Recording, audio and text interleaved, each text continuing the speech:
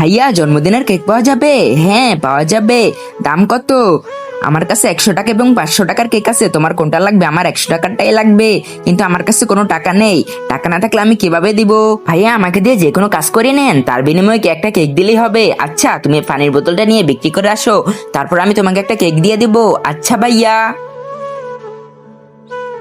কেউ ফানি নেবে? কেউ ফানি নেবে? একটা ফানি নাও না, কেউ নিয়ে যাও। হ্যাঁ, কেউ একটা ফানি নিচ্ছে না, এখন আমি কি করে এগুলো বিক্রি করবো আর কেক নিয়ে যাব? আমার কিছু ভালো লাগতেছে না। ও মেয়েটা তো কান্না করতেছে, দাঁড়াও আমি ওর কাছে গিয়ে জিজ্ঞাসা করি তুমি কান্না করতেছো কেন। কালকে আমার ভাইয়ের জন্মদিন, তার জন্য একটা কেক নিব, কিন্তু আমার কাছে কোনো টাকা নেই এবং কেউ আমার কাছ থেকে পানি কিনতেছে না। আইডিয়া, এদিকে আসো।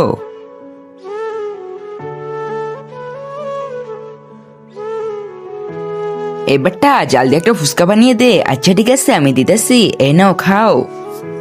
আমার তো প্রচুর জাল লাগতেছে, এখন আমি কি করব? ফানি দে আমাকে।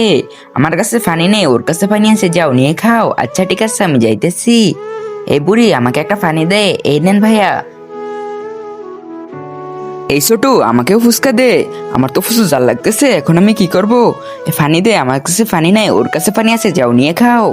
আমাকে একটা ফানি দাও। ভাইয়া আমারও জাল লাগতেছে, আমাকে ফানি দাও। আমার কাছে ফানি নেই, ওর কাছে ফানি আছে, যাও বাবু খেয়ে আসো। এ আফু আমাকে ফানি দাও। তার আগে তুমি যে শয়তানকে ঘৃণা করে আল্লাহকে ভালোবাসে থাকো, তাহলে এই ভিডিওতে লাইক এবং চ্যানেলটি সাবস্ক্রাইব করে দিবে। আর যদি শয়তানকে ভালোবাসো তাহলে লাইক সাবস্ক্রাইব করার দরকার নেই, কমেন্ট বক্সে আল্লাহু আকবার লিখে যাবে। আমার তো টাকা হয়ে গিয়েছে, এখন আমি কেক কিনতে পারবো। ভাইয়া তোমাকে ধন্যবাদ।